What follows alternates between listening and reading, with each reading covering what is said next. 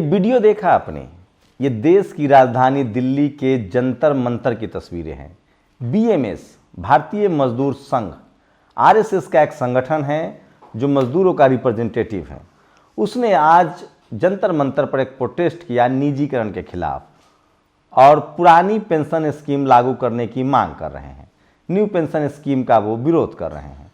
लेकिन आपको हैरानी होगी कि एक भी टीवी अखबार ने इसको रिपोर्ट नहीं किया। तो इसका मतलब है कि क्या आरएसएस के हाथ से सरकार निकल गई है या फिर एक नाटक है, ड्रामा है। नमस्कार, मैं शंभू कुमार सिंह और आप देख रहे हैं नेशनल दस्तक। सोचिए, मैं आज जंतर मंतर गया था विरोध प्रदर्शन कवर करने। नेशनल दस्तक पर सारा वीडियो देखिएगा। ये जो तस्वीरें देख रहे हैं ये बीएमएस भारतीय मजदूर संघ का आंदोलन था निजीकरण के खिलाफ, नई पुरानी पेंशन स्कीम को लागू करने के लिए। मैंने तमाम संघ वहाँ के जो प्रदर्शनकारी थे उनसे बात करने की कोशिश की। एससी एसटी ओबीसी के लोग बहुत कम थे क्योंकि उनका अपना एसोसिएशन होता है, लेकिन जनरल कैटेगरी के ज़्यादातर लोग थे। सबसे मैंने 2 ही 3 सवाल पूछा कि मोदी जी है तो मुमकिन है अच्छा कर रहे हैं? तो नहीं, मोदी जी सब ठीक कर रहे हैं। मतलब कश्मीर में कश्मीरियों का हक छीन लीजिए, 370 हटा दीजिए, वो ठीक है। हिंदू मुस्लिम भी ठीक है, पाकिस्तान चीन भी ठीक है, बस उनकी नौकरी ना जाए। मैंने वो सवाल भी पूछा जो आरएसएस प्रमुख सोचते हैं। उन्होंने क्या कहा था कि आरक्षण की समीक्षा होनी चाहिए बिहार चुनाव के समय। उसके बाद बीजेपी चुनाव हार गई थी। बात यही नहीं रुकी। सुब्रमण्यम स्वामी ने कहा था कि आरक्षण की ऐसी दुर्गति कर दी जाएगी कि वो रहे या न रहे। ज़्यादातर एससी एसटी ओबीसी माइनॉरिटी के लोगों का सोचना है कि अगर निजीकरण होगा तो आरक्षण खत्म हो जाएगा और इससे सबसे ज़्यादा बहुजनों को होगा। मैंने तमाम सवर्ण दोस्तों से बात की है, वो कहीं ना कहीं आरक्षण के खिलाफ हैं और निजीकरण के पक्ष में हुआ करते थे। लेकिन आज अजीब सा नज़ारा दिखा। तमाम सरकारी कर्मचारी, चाहे वो पीएसयू को हो, बीएसएनएल के हो, एमटीएनएल के हो, चाहे वो सरकारी कर्मचारी हो, बैंक हो, रेलवे हो, सब कह रहे थे कि निजीकरण ठीक नहीं है। मैंने उनसे पूछा कि निजीकरण जब होगा तभी तो आरक्षण खत्म होगा, तो इस पर वो चुप हो जाते हैं। नहीं, हमको इससे कोई लेना देना नहीं है। ताज्जुब तो तब होता है जो एससी एसटी के इक्का दुक्का कर्मचारी थे। जब मैं उनसे पूछा कि आप लोग निजीकरण का क्यों विरोध कर रहे हैं, तो निजीकरण ठीक नहीं है। मैंने कहा निजीकरण खत्म होगा तभी तो आरक्षण खत्म होगा। तो वो आरक्षण बचाना तो चाहते हैं, लेकिन अपने आसपास के लोगों को देखकर डर जाते हैं, सहम जाते हैं और वो बोल नहीं पाते हैं कि आरक्षण उनका संवैधानिक अधिकार है। खैर, मैंने वो तमाम सवाल पूछे जो सवाल सुनना चाहिए लोगों को। और सोचिए, टीवी अखबार को लेकर एक भी टीवी अखबार नहीं गया। वहीं दिल्ली में ही प्रेस क्लब में संयुक्त किसान मोर्चे की एक प्रेस कॉन्फ्रेंस हुई नवंबर दिसंबर में आंदोलन को लेकर। उसको टीवी अखबार ने कवर किया। चलाएंगे कितना नहीं चलाएंगे मुझे नहीं पता, लेकिन सोचिए, आरएसएस से जुड़े बीएमएस भारतीय मजदूर संघ के जो प्रदर्शन था उसको कवर नहीं किया। एक नेता तो मन से कह रहे थे कि यहाँ जैमर लगा दिया गया है ताकि हम लाइव न कर सकें। इससे 2 ही सवाल होता है, या तो आरएसएस संबंधित ये संगठन दिखावा कर रहे हैं, लोगों को बरगला रहे हैं, या वो टोह ले रहे हैं। लेकिन एक बात तो है, जो लोग सरकारी नौकरी में हैं, जो परिवार सरकारी नौकरी में हैं, वो गुस्से में है निजीकरण के खिलाफ। बहुजनों को तो दुगना नुकसान है कि न उनके पास ज़मीन है, न बिजनेस है, न उनके पास हायर एजुकेशन है। तो वो करेंगे क्या? हमारे जैसे तमाम वो पहली पीढ़ी के लोग जो एजुकेशन लेते थे, वो एक सरकारी नौकरी का सपना देखते थे, अब वो सपना भी दुर्बल होता जा रहा है। प्रधानमंत्री मोदी इस बार इस मामले में बैकफुट पर है। यकीन मानिए, एससी एसटी ओबीसी माइनॉरिटी तेजी से नाराज हो रहा है। मैंने हिंदू मुस्लिम का भी सवाल पूछा तो तमाम सवर्ण जो कर्मचारी थे उनका कहना था कि हम इस मुद्दे पर बात नहीं करेंगे, यहाँ जो मुद्दा है वो निजीकरण का, आप इस पर बात कीजिए। तो सोचिए, टीवी अखबार रात दिन डिबेट दिखाता है किसका? हिंदू मुस्लिम का, मंदिर मस्जिद का। सोचिए, जो श्रद्धा वाला मामला है उसमें अब कहा जा रहा है कि लड़का जो है वो पारसी है, मुसलमान नहीं है। जैसे आफताब शिवदसानी हैं, उसी तरह से वो पारसी नहीं, शायद जैनी है। ये लड़का कहा जा रहा है कि पारसी है। मुझे नहीं पता पारसी है या जैनी है या मुस्लिम है, लेकिन जब तक उसका नाम आफताब था तब तक पूना वाला, तब तक मुस्लिम एंगल लग रहा था और पीट के खबरें चल रही थी। अब जैसे ही उसका मुस्लिम एंगल कुछ कमज़ोर हुआ है, खबरें गिरा दी गई है। वैसे ही ये सब चल रहा है। सोचिए, सवर्ण समाज के लोग अभी भी उनको लगता है कि भले निजीकरण हो रहा है, निजीकरण का विरोध भी वो कर रहे हैं, वो चाहते हैं कि राष्ट्रीयकरण हो, लेकिन उसके बाद भी वो चाहते हैं कि सरकार तो बीजेपी की ही रहे। आप कल्पना कीजिए। वहीं एक और ताज्जुब की बात हुई, हमने पूछा कि सरकार कौन चला रहे हैं, तो बीजेपी की सरकार है। ज़्यादातर लोगों का कहना था वो मोदी जी का नाम नहीं लेना चाहते हैं, बीजेपी का नाम नहीं लेना चाहते हैं, वो कहते हैं कि ब्यूरोक्रेट्स की गलती है।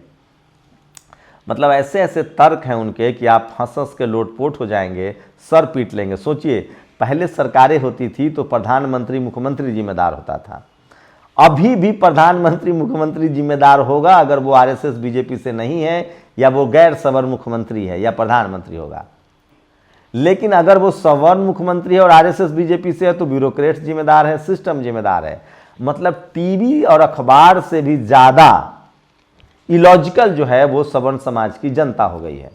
एक तरफ वो निजीकरण नहीं चाहती है, लेकिन वो सरकार पर सवाल भी नहीं उठाना चाहती है, वो मोदी जी के साथ बने भी रहना चाहते हैं। तो सोचिए, पहले मनमोहन सिंह की सरकार थी तो सिस्टम नहीं, मनमोहन सिंह दोषी थे। अब इन लोगों का कहना है कि ब्यूरोक्रेट्स की गलती है, ब्यूरोक्रेट्स प्रधानमंत्री को गुमराह कर रहे हैं। खैर जो भी हो, बड़ा प्रदर्शन था, ढंग का प्रदर्शन था। टीवी अखबार आपको नहीं दिखाएगा, नेशनल दस्तक पर आप देख सकते हैं। लेकिन कल्पना कीजिए कि इस देश में जो पार्टी के समर्थक हैं वो समर्थक बन गए हैं, नफ़ा नुकसान, देश की भलाई, ये सब कुछ नहीं सोच रहे हैं। पीएसयू कंपनियां बचेगी, सरकारी कंपनियां बचेगी तो देश मजबूत होगा। लेकिन जो पार्टी के जिस तरह से लोग समर्थक बन गए हैं उससे साफ है कि उनको देश की कीमत पर भी समर्थन चाहिए। मैं विकास दिव्यकृति का एक बयान सुन रहा था, वीडियो उनका रोज मैं देखता रहता हूँ, छोटा छोटा आजकल क्लिप वायरल हो रहा है। जितने सारे जो संघ के समर्थक हैं, बीजेपी आरएसएस के समर्थक हैं, उनके खिलाफ हो गए हैं जो श्लोक को लेकर। और जो गैर सवर्ण समर्थक है, जो अम्बेडकराइट हैं, फूले पेरियार को मानने वाले हैं, वो उनके छोटे छोटे कोट कर रहे हैं। सोचिए, यूनिफॉर्म सिविल कोड बीजेपी का ये मुद्दा है। विकास दिव्यकृति की माने तो यूनिफॉर्म सिविल कोड से सबसे ज्यादा नुकसान इस देश की सवर्ण महिलाओं का होगा, जिनको विशेष अधिकार है। डॉक्टर अंबेडकर ने हिंदू मैरिज कोड, जो हिंदू कोड बिल लाया था, वो इसीलिए लाया था। उन्होंने यहां तक कहा, विकास दिव्यकृति ने, कि अगर इस देश की महिलाओं को और खासकर सवर्ण महिलाओं को कुछ मिला है तो डॉक्टर अंबेडकर की वजह से उनको एक फूल रोज चढ़ाना चाहिए। कल मैं जंतर मंतर पर था, जहां संघ समर्थक सवर्ण समाज के लोग प्रोटेस्ट कर रहे थे, उसमें भी वो कह रहे थे कि डॉक्टर अंबेडकर महिलाओं के हक के पक्षधर थे। तो यूनिफॉर्म सिविल कोड जब आएगा तो सबसे ज़्यादा नुकसान महिलाओं का होगा, क्योंकि उनको प्रिविलेज है संविधान के हिसाब से। जो जहां शोषित वंचित था, आदिवासी, दलित, पिछड़े, मुसलमान तो एक बहाना है, मुस्लिम पर्सनल लॉ बोर्ड तो एक बहाना है। दरअसल SC ST OBC माइनॉरिटी का अधिकार समाप्त होगा। वहीं विकास दिव्यकृति एक अलग बात भी कहते हैं, वो अध्ययन के आधार पर कहते हैं कि भारत में डॉक्टर अंबेडकर सबसे ज़्यादा पढ़े लिखे लोग थे और सबसे ज़्यादा प्रोग्रेसिव लोग थे। भारत का संविधान तब भी ऐसा होता कि आज जब डॉक्टर अंबेडकर नहीं होते, जिसकी कोई संभावना नहीं। तो सोचिए, मैं बार बार कह रहा हूँ, सवर्ण समाज के लोग कैसे सोच रहे हैं। और ये जो हिंदू मुस्लिम का कार्ड चल रहा है वो सबसे ज़्यादा उसकी चपेट में OBC है। तो मैं बार बार कह रहा हूँ, सवर्ण समाज के लोग वोट दे रहे थे, अब मैं समझने लगा हूँ कि जो सरकारी नौकरी में हैं उनको निजीकरण से तकलीफ है, अब वो वोट दे रहे हैं हिंदू धर्म के नाम पर। और जो सरकारी नौकरी में सवर्ण समाज के लोग नहीं हैं, मुझे लगता है कि वो निजीकरण के पक्ष में है। वहीं OBC के ऐसे OBC के लोग इकलौता आदमी हैं और किसान जातियां जिनका हक अधिकार तो खत्म हो रहा है। मराठाओं को आरक्षण नहीं मिला, पटेलों को नहीं मिला, गुर्जरों को नहीं मिला, जाटों को नहीं मिला, सवर्ण समाज को मिल गया 10%। लेकिन अब नौकरी ही नहीं बचेगी तो वो लागू कहाँ से होगा। तो ये बड़ा प्रदर्शन था, कोई टीवी अखबार नहीं दिखाएगा। नेशनल दस्तक की लगातार कोशिश होती है कि वो तमाम सवाल जो इस देश के ज्वलंत सवाल है वो पूछे जाएं। और दूसरी बड़ी बात, इस देश में SC ST OBC माइनॉरिटी के पत्रकार नहीं हैं, जो हैं वो डरे सहमे हैं। और जब वो उनके समाज का सवाल, उनके सवाल जब आप पूछेंगे तो लोगों को लगता है कि ये किसी तीसरे ग्रह से आया है। आप लोगों को क्या लगता है, दोनों चीज़ें एक साथ चल सकती है? सरकार की पॉलिसी है कि वो निजीकरण कर रही है, वो निजीकरण का विरोध भी करेंगे लेकिन सरकार को भी वोट भी देंगे। तो सोचिए, राजनीति और इस देश की जनता किस हद तक बंट गई है।